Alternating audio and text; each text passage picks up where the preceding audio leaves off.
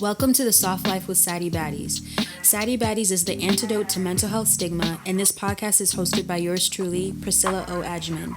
We are a virtual sanctuary centering Black and multiracial people, and we prioritize the mental and emotional nourishment that is the foundation of collective healing in our communities. Thank you for being here. Welcome back to the Soft Life Baddies. Happy Tuesday, or happy whichever day that you are joining in and listening to the conversation. So, I am in the studio right now. We have a rainy night, so if you hear some raindrops in the background, those are the vibes right now. We're working with it. Got my tea, got my candle, incense, so it's good vibes here. This week, we are going to be sharing a lot of new updates. So, number one, we are going to be a guest feature on the Being Black podcast hosted by Camille Smith, who you may know from TikTok and Instagram. So that episode is going to be dropping later this week. So stay tuned. If you are already part of our newsletter, you will be the first to know when all updates are shared, any news, any events that we're having, any features we have, we'll always share on the newsletter. So be sure to sign up for our newsletter on our website. Last week's topic was all about your 2023 glow up guide. So, this was a step by step guide on how to really embrace this new year energy that we're having. It's spring, it's March, it's a new month. I think a lot of people are feeling a sense of relief from this new season. I've been noticing it just with the interactions I've had with people recently this week. I feel like people are more hopeful for what is ahead, what's in store for the future. And I love that. I love that we can still get excited about the new year. We can get excited about our goals or what we want to accomplish in the year despite the challenges that we might have faced. So definitely check out that episode if you're looking for a way or you're looking for a step by step guide in how to approach the new year with ease and with softness.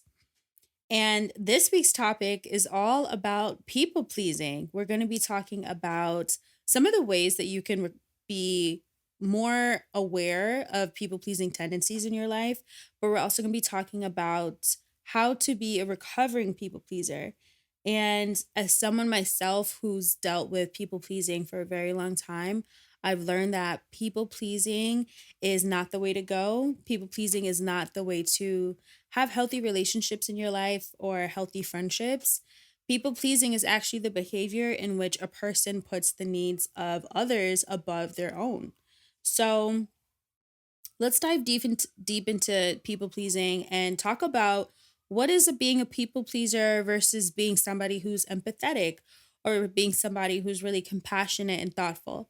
So, people pleasing refers to the behavior of prioritizing the desires, the needs, and the opinions of others over your own. And often it's at the expense of your own well being or your values, even sometimes. So, people pleasing goes against your boundaries that you naturally have. It forces you to neglect yourself, essentially. And people pleasers are often mistaken as people who are kind hearted or super generous, super thoughtful. But in reality, they might just really struggle with establishing and maintaining boundaries with other people. People pleasers also tend to avoid conflict and strive to make other people happy, sometimes to the point of sacrificing their own interests or their authenticity. They also might fear rejection or disapproval from others, and they might seek validation through pleasing them or satisfying them or pretending to agree with them in various situations.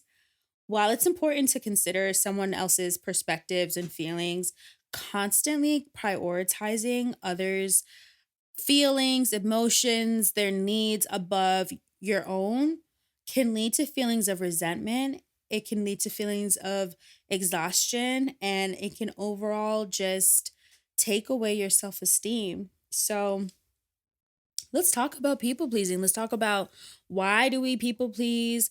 How do you know if you're a people pleaser? And I'll start with myself.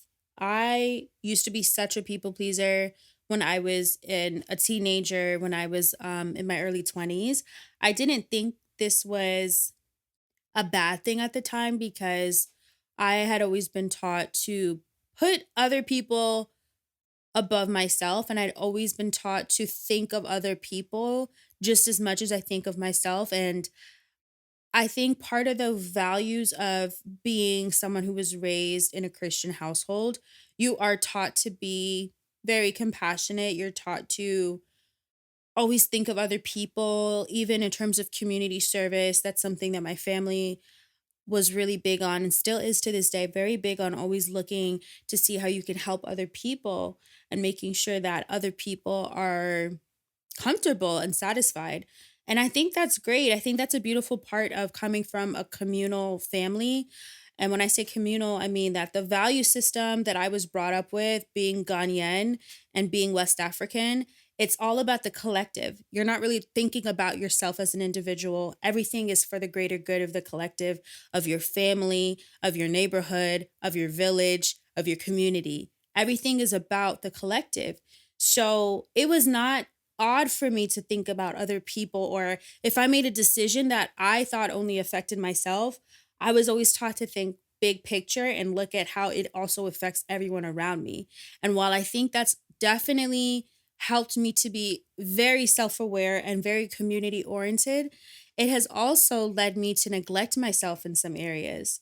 And when it came to the way that I neglected myself, I say that what was most prominent and what was most visible was the way I showed up in my friendships.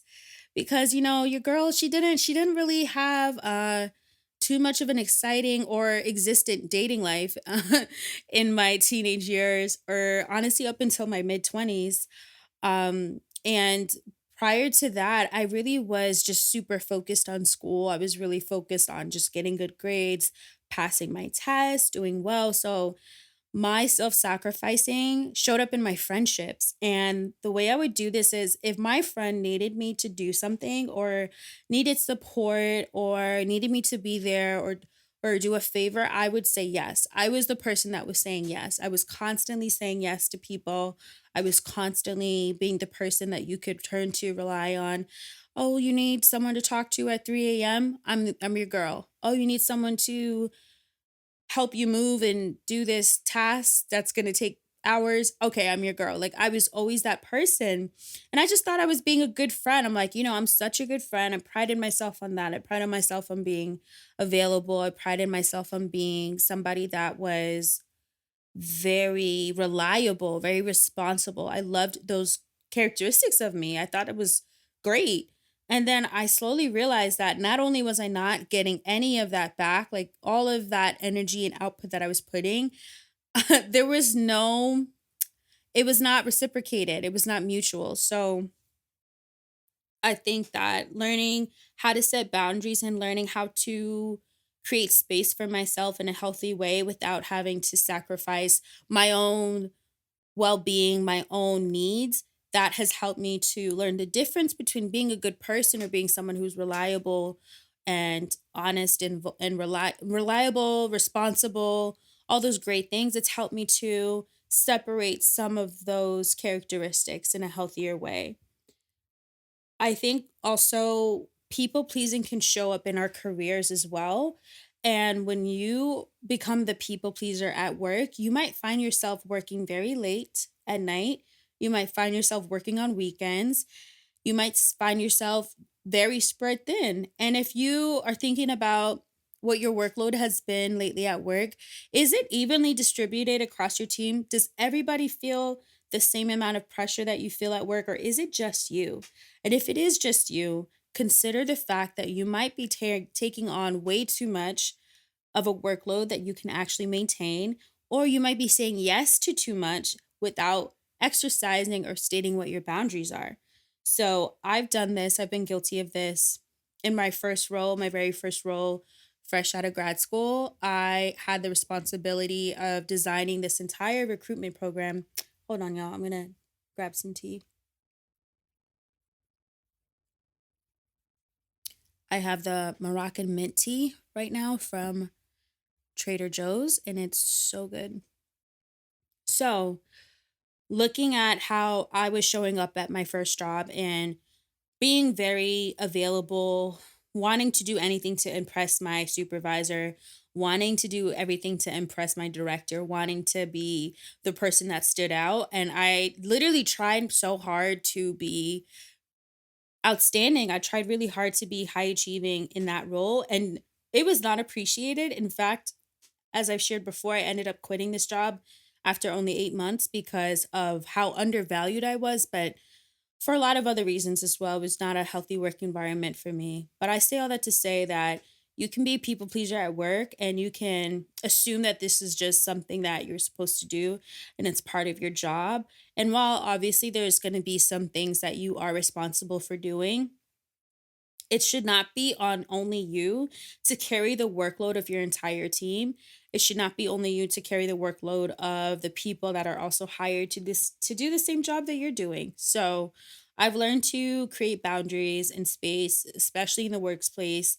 If you really are struggling with this, I definitely recommend checking out our episode on taking up space at work, dealing with toxic jobs, because we share a lot of insight and we share a lot of tips and information on how you can start to create more space and show up at work for yourself in a way that's healthy and promotes your well-being.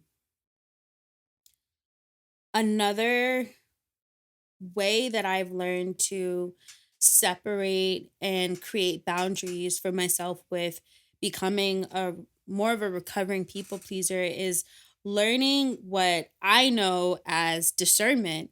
And discernment, if you are someone who is spiritually inclined, you'll know that discernment is often talked about in spiritual or religious settings as having the power, having the ability to have such a really sharp intuition that you're able to tell what is for you and what is not for you.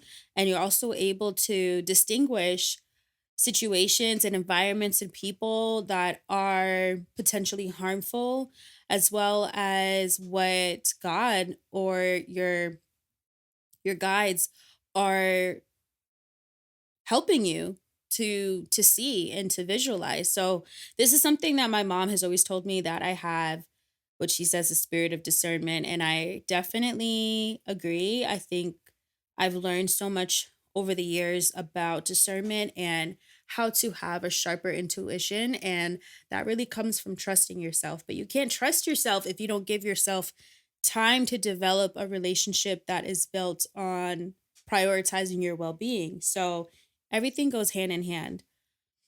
So let's talk about some of the signs and patterns of a people pleaser. There's actually quite a few. It's more than just wanting to be available, it's more than just wanting to say yes to everything or everyone. Some of the signs and patterns of being a people pleaser are pretending to agree with everyone, even if you disagree. So maybe you're at a party, you're at work, and someone's talking about a movie that you just saw and you hated the movie, but everyone else loved it. That that in that moment, as small as it may seem, if everyone's talking about how much they love it and they're like, "Oh, what about you?"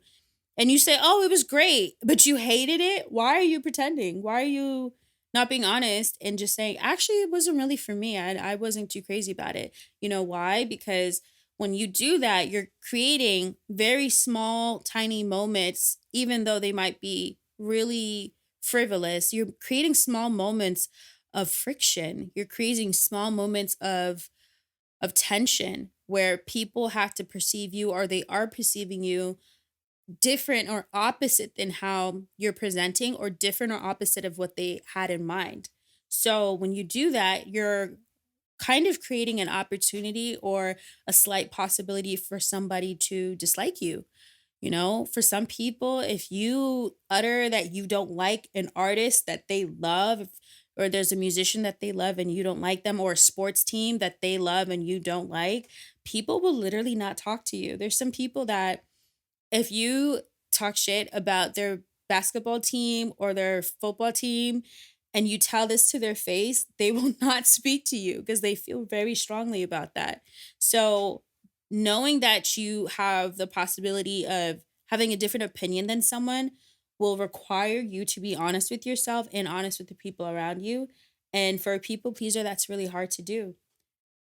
Another sign and pattern of someone who's a people pleaser is feeling responsible for the feelings of other people. So when you constantly feel responsible for why you're if for the reason why somebody is sad or somebody is upset or someone feels angry without them even actually expressing it to you or asking you to intervene, it's not your responsibility to micromanage other people's feelings. It's not your responsibility to micromanage the reactions of other people who have the capability to communicate for themselves. And when you remember that and you realize that as adults, part of the growth process of being an adult is being able to take up space, it's being able to speak to other people and speak for yourself in a way that is clear, that is transparent, that is honest, you leave people to do that. That's their responsibility. It's not your responsibility to micromanage their feelings. And when you are a people pleaser, it can be really easy to want to micromanage someone's feelings or want to prevent or mitigate when they are feeling a negative emotion towards you because you don't want them to hate you or be upset with you. But again, that's not your responsibility. Another sign and pattern of a people pleaser is feeling overwhelmed or burdened by your task. I used to feel like this all the time, and it was almost always because not that I actually had a lot of things to do, it was because I was saying yes to everything and everyone. If a friend had invited me out to dinner, I was there. If another person had invited me to go to an event, I was there. If a family member needed me to drop everything and help, I was there. Didn't matter what it was. I was just always available and I was feeling overwhelmed by the amount of responsibilities that I had until I realized that I need to prioritize my own needs before I start saying yes to everyone else. Another pattern and sign of someone being a people pleaser is apologizing even when you don't need to or you don't want to, and also not being able to say no to other people even when it's inconvenient. So when you apologize, if you're that person that's always like, "Oh, sorry, sorry, sorry," and someone has even told you to your face, "Hey, you don't need to say sorry. There's no reason to apologize." Take a step back and evaluate and see if this is something that happens out of habit or if this is something you're subconsciously doing because you feel like everything is your fault. You find, again, that you are responsible for the feelings of other people, that you're responsible for every little thing that happens to you or for you. And I think it's really important to distinguish what you have cause and effect over versus what is the result or circumstance of someone else is doing or a collective circumstance or result of what is a pattern or behavior of something else. Saying no when you not being able to say no, even when it's inconvenient, is also a huge sign that someone might be struggling with being a people pleaser because when you can't say no or you cannot learn how to even take a pause or even tell someone that, "Hey, I don't know about this. I actually think I'm going to think about it and I'll get back to you." If you're not able to do that because you are riddled with the fear of being someone being angry with you or someone hating you for it, that is also a opportunity to take a step back and see where that stems from. A few other signs and patterns are that someone cannot you cannot handle when someone is angry with you and you avoid confrontation. So when you cannot handle someone being upset with you or you cannot handle someone not talking to you or cutting you off or having an attitude with you, if you cannot handle those emotions and those reactions that we have sometimes as human beings and you blame everything on yourself, it could be rooted in that fear, in that people pleasing pattern. And avoiding confrontation goes hand in hand with this because when you avoid confrontation or you pretend to agree with everyone around you, it's a lot easier to just go with the flow and avoid confronting the issue at hand or being direct.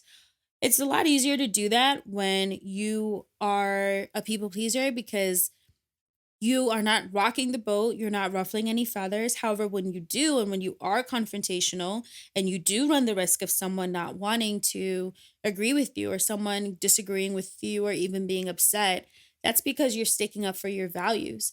And if there is a reason for you to be angry, but you're choosing not to be angry, or you're avoiding confrontation because you don't want to deal possibly with the possibility of somebody being upset with you. That is an opportunity to dig deeper as well and see where that stems from.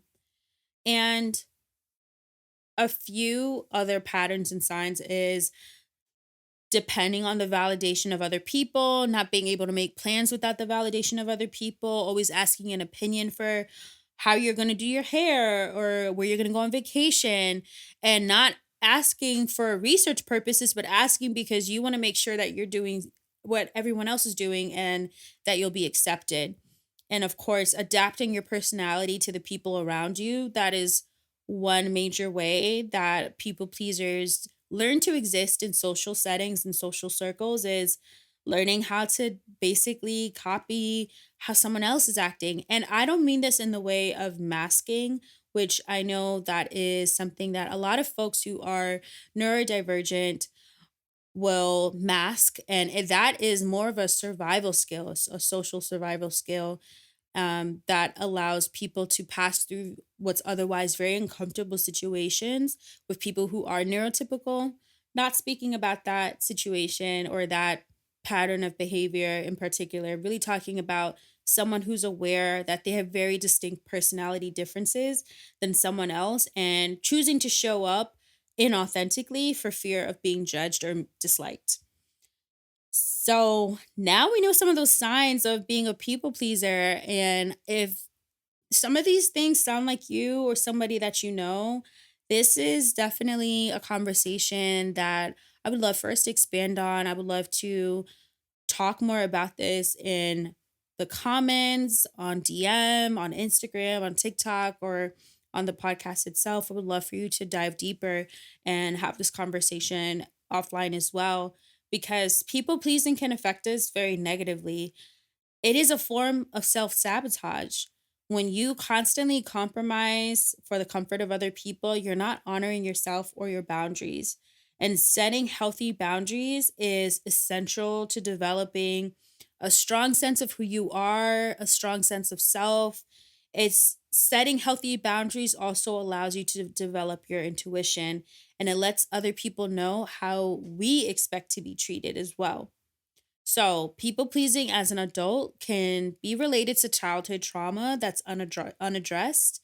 And this trauma as a response, so this trauma response specifically is called fawning by psychologists. And this is essentially when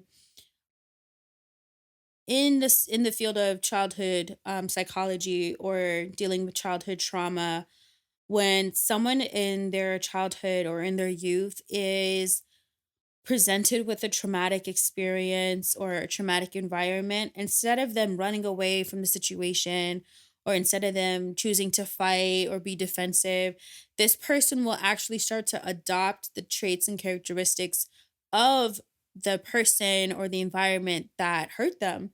And fawning is this desired closeness to even the environments that hurt you.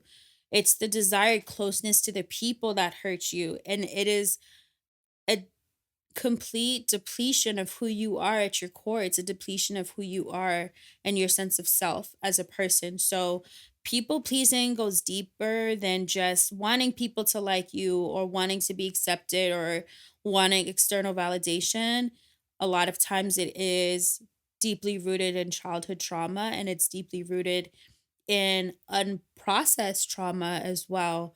So, if this is something that you feel like you identify with, this of course is not a diagnostic conversation. This is not to be meant to be diagnostic in any way, shape, or form.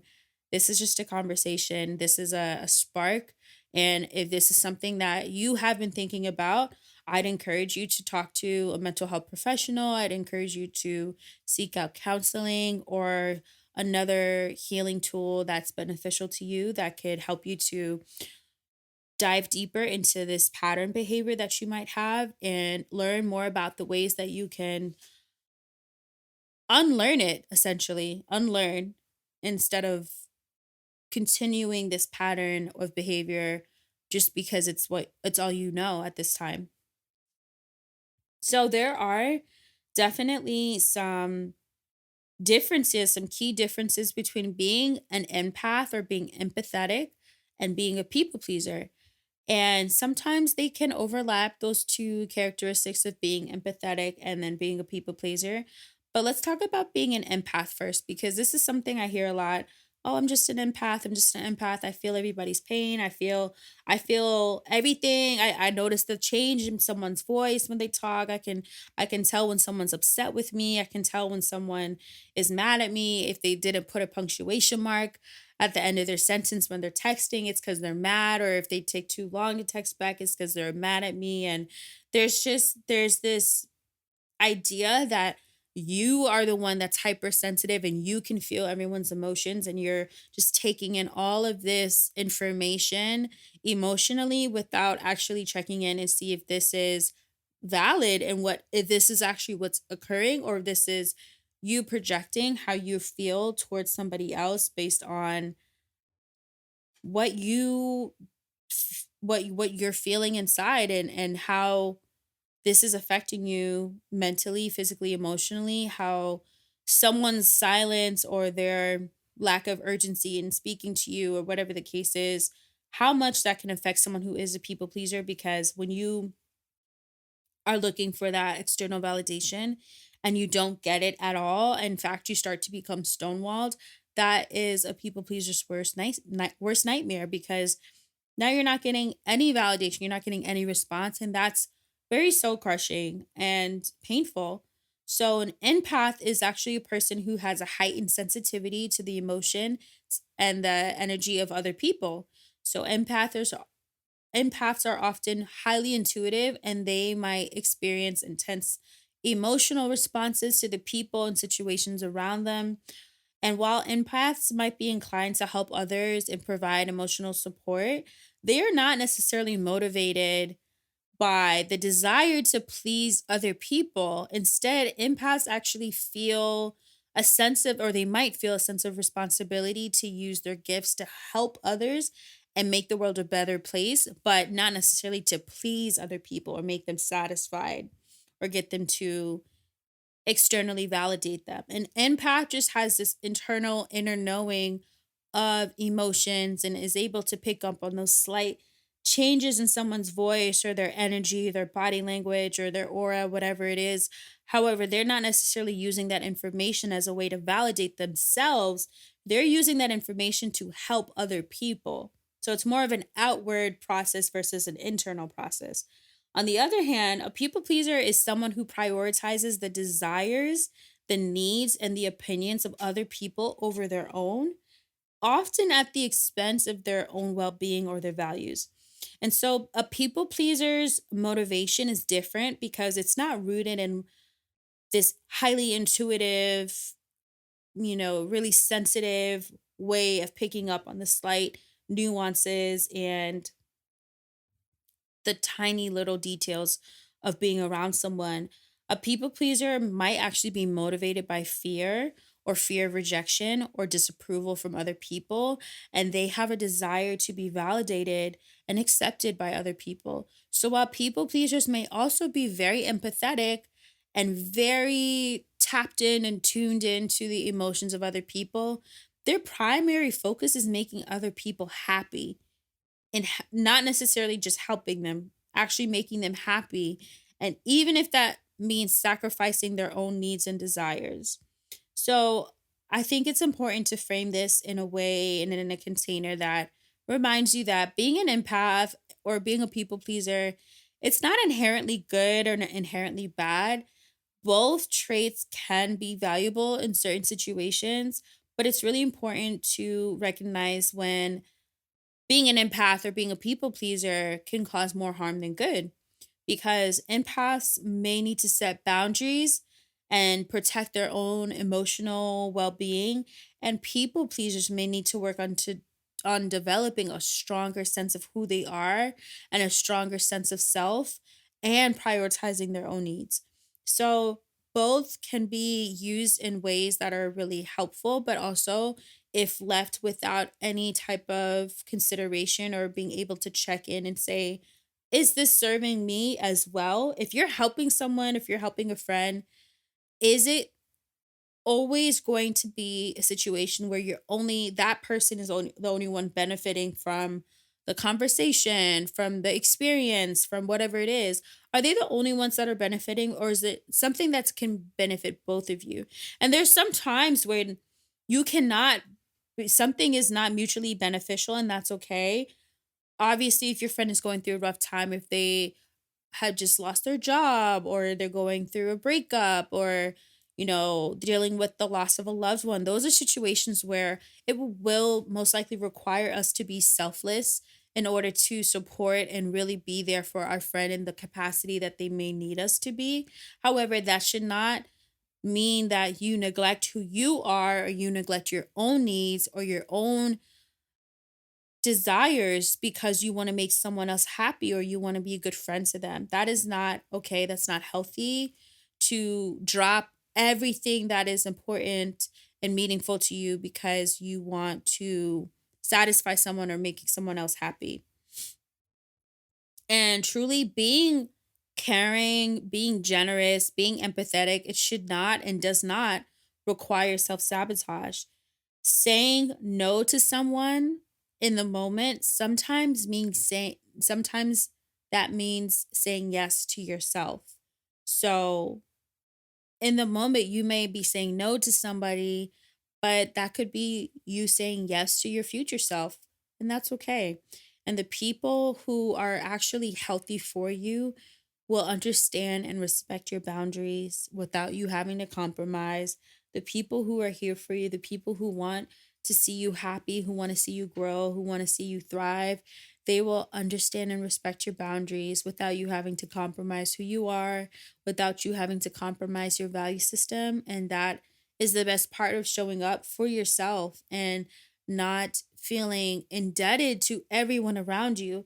And I think this goes for family as well. I think that with your family members and your relationship with your family can vary. I think you can be really heavily involved in your family and love them and want to be with them and spend time with them, but it should not come at the expense of you also losing parts of who you are, or compromising your comfort, compromising your values, compromising your own well-being to make other people happy. And the older you get, I promise you, the easier it is to be just someone who prioritizes themselves. I really didn't think I would get to this point where I could say no to anyone, where I could say that's not going to work for me, where I could say actually I'm not going to do that, or I could say no as a full sentence. I didn't think I was going to get to that point because I'd been so it's not only been ingrained in me, but it's something that I struggled with because I didn't know how else to interact with other people unless it was something that was self-sacrificing. And I think remembering that you're not a bad person for putting yourself first, you're not a bad person for prioritizing your own well-being and your needs. And I think you can do this in a way that is still community centered. I think you can do this in a way that is still practices compassion, that practices empathy, and it doesn't require us to completely abandon our values and what we need from other people as well as what we need from ourselves. So, let's talk about some ways that we can deal with people pleasing, and how, if you are someone who's a recovering people pleaser, how you can show up more for yourself, how you can start to take back control over your life and not feel like every single thing that you do has to be for the benefit of someone else before it is for your own benefit. And these are just tips that I've used. These are all practices that I've used over the last 10 years, and it's helped me a lot. I obviously think that if you want to do a deeper dive and really want help with this, I encourage you to talk to your therapist or a counselor. But one way that I've learned to stop dealing with people pleasing is to remember how to set healthy boundaries as number one. And we've have talked about boundaries. We talk about boundaries all the time. The podcast episode we swap that we did with Black Girl Flow podcast was about boundaries. So check that out. But boundaries are, as we say at Sadie Baddies, boundaries are your emotional seatbelt and they protect you from harm. Setting boundaries is a crucial step in stopping people pleasing because when you learn how to say no, when something doesn't align with your values or when you don't have the capacity to take on a task, when you learn how to say no, you show up for yourself a little more and a little better every day. So, when you learn how to set boundaries, also remember that your boundaries can be flexible. What may be working for you right now as a boundary, maybe 5 years from now, it changes depending on your growth, depending on your relationship with the person, depending on what you need in that moment. And just remembering that it's okay for boundaries to be flexible, to change, for them to be fluid. They don't have to be so rigid and set in stone. And, I had to set boundaries with family members before that are pretty much dissolved now. And I've had to set boundaries with friends that I don't need to set anymore. And it all comes from growth, it comes from learning. But remembering to set healthy boundaries and starting by setting boundaries in areas or situations that are low stake and gradually building up to more challenging boundaries. So, for example, a low stake boundary would be something like your friend inviting you to something. And actually, one of my friends just did this, and I love that she does this all the time. And if she's listening, she knows who she is. But one of my very good friends, I love her. If I invite her to something, she'll honestly be like, you know what? I don't know if I'm going to have the energy for that. I'll get back to you and I'll let you know. And I'm like, girl, why can't everyone be as honest as you? Because it's so simple. It's just a simple exercise of saying, I I'm going to check in with myself first and I'll let you know. I'll get back to you. Or having to, maybe reschedule plans with the friend. And I think it's important to try to honor your plans and your commitments to other people. But if it's really infringing, if you have to go, if you said yes to a friend 2 weeks ago and right now 2 weeks looks completely different than what it did before, that's okay. But learning how to be flexible enough to learn when it's okay to say, hey, actually this is not going to work for me anymore. I'm going to check in with myself. And gradually, as you continue to set low stake boundaries, you can build up to boundaries that are a little bit more challenging, like maybe having to decide if you want to continue speaking to someone, or maybe having to decide if you want to invite someone to your wedding or not.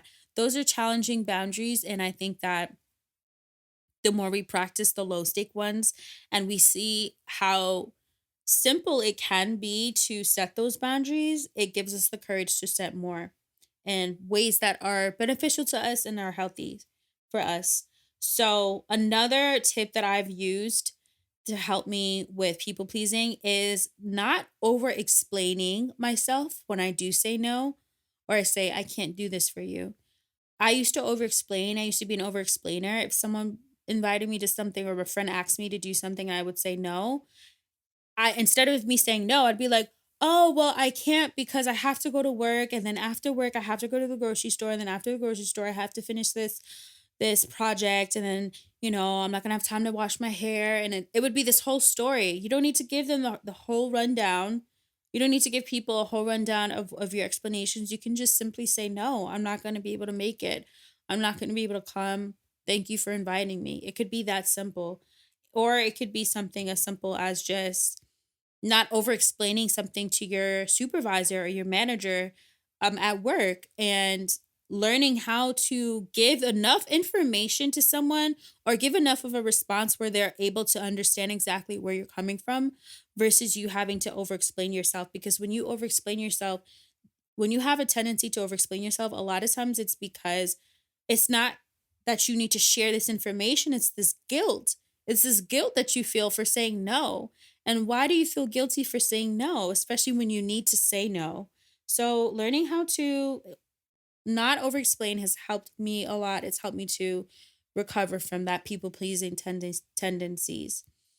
Also, another way that I have learned that people pleasing, to be more mindful of people pleasing, is practicing self care. And practicing self care allows me to pour into myself.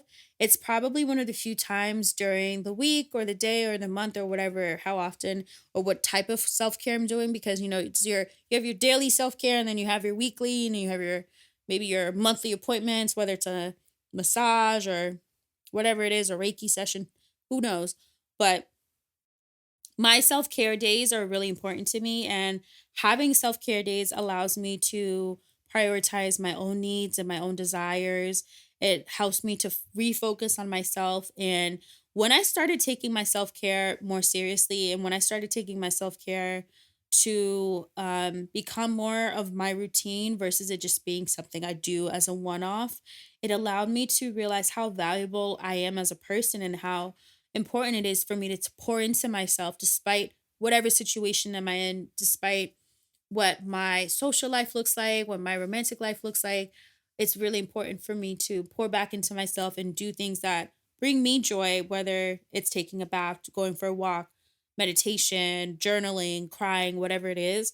It allows me to give myself back that time, and it fills up my cup so that if I need to spill from my cup or I need to pour into other people, I'm not feeling so depleted. And I've learned that when I feel resentful, when I feel just icky and I don't feel good about myself, I don't feel full or fulfilled. A lot of times it's because I am pouring from an empty vessel. I'm trying to give what I don't even have for myself to other people. And I can't do that. I cannot be the person that I want to be if I'm constantly running on empty and then also giving on empty as well. So, what I've learned how to do now is before I commit to a task for someone, I pause and I ask myself if I'm compromising too much. I ask myself before I say yes to anything or anything, I say, is this going to compromise my time, my energy, and resources to a point of no return? And that sounds very dramatic, but sometimes you have to check in and you have to ask yourself, do I have the bandwidth for this? If it's midnight, if it's 1 a.m., and you are exhausted and you are ready to go to bed, are you going to be able to do a last minute favor for someone? Maybe you are, maybe you can if you really need to and you have the bandwidth to, but if you're not able to, you have to learn how to prioritize your own well being and your self care and learn how to create that boundary for yourself. Another way that I've learned how to handle or deal with people pleasing is learning how to ask for help and learning how to receive help. And that is something that is really, really important in restoring my relationship with myself, restoring my relationship with my womanhood, and leaning into my feminine energy and being able to receive help has been really, really healing for me, because as someone who prides themselves on as being independent, as being able to figure things out, asking for help is so refreshing. It's so nourishing to yourself. And, if you are a people pleaser, chances are you're helping people all the time. You're pouring into other people all the time. You're always that go to person. You're reliable. Are you also asking people for help? If you're the person that makes sure that everybody gets ready, and when you go out, you're so doing everyone's makeup, you're making sure everyone looks cute. If you need someone to help you take your braids out at 8 o'clock at night on a Friday night, do you have someone that you could call to help you? And I mean, I mean, it's literally that simple. Do you have someone who, if you were in the hospital, if you were sick, or you needed groceries, could you ask the same people that you're helping all the time? Can you ask that group chat, hey, I need help? And if you can't, then reconsider those relationships. Reconsider why it's so easy for you to extend yourself and go out of your way to help other people, but you can't ask for help, or you're not able to receive help from those people. That was something that when I realized that, I had certain people in my life, especially my early 20s, that I was not able to have a mutual reciprocated relationship with, I learned that those individuals and those people were not serving my best interest, and they also were not people that I could rely on as much as they were relying on me. So it should go both ways. That's what a community is. A community is not one person giving all of their resources away, it's everyone sharing their resources amongst each other. So let's do a quick recap about people pleasing. So, number one, remember that people pleasing is a form of self sabotage. And also remember that just because you are an empath, it does not mean that you don't need to have your own boundaries as well. And number two, you do not have to sacrifice your own happiness. You do not have to sacrifice your own integrity, your own authenticity, your own values to appease other people. Sometimes saying no to someone means you're saying yes to yourself, and that's okay. You're not a bad person for putting yourself first. And lastly, learning how to not people please is a process. It is a work in progress. It's gonna take you time, especially if you're someone who's been a people pleaser for years and years.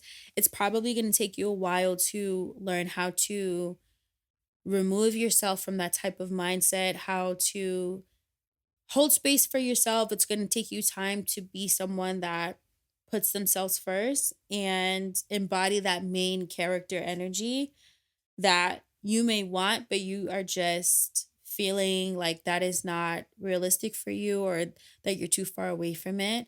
I guarantee you it's okay to be the person that also asks for help, because when you ask for help, you are practicing self preservation. And self preservation is a must, it's an absolute must. It is how we get to spend more time doing the things we love with the people we love. Self preservation is not selfish, it is our birthright. And we are here to take care of our mind, our body, our souls, our spirits, and do that in community with everyone around us, not just by ourselves for ourselves, but for each other as well. And yeah, I hope that this episode helps you. For all my recovering people pleasers, remember that you got this, we got this, we can do this. You're not alone. And leave a rating or a review on Spotify and Apple if you love this podcast. Share this with your friends, with your group chat, your family, people you love, people that you'd want you'd want to hear this. And I will see you next week. Stay soft. To stay connected, join Sadie Baddies on Instagram, Pinterest, Twitter, and more, and sign up for our monthly newsletter on SaddieBaddies.com to stay in the loop. Sending you hella love, and stay soft, baddie.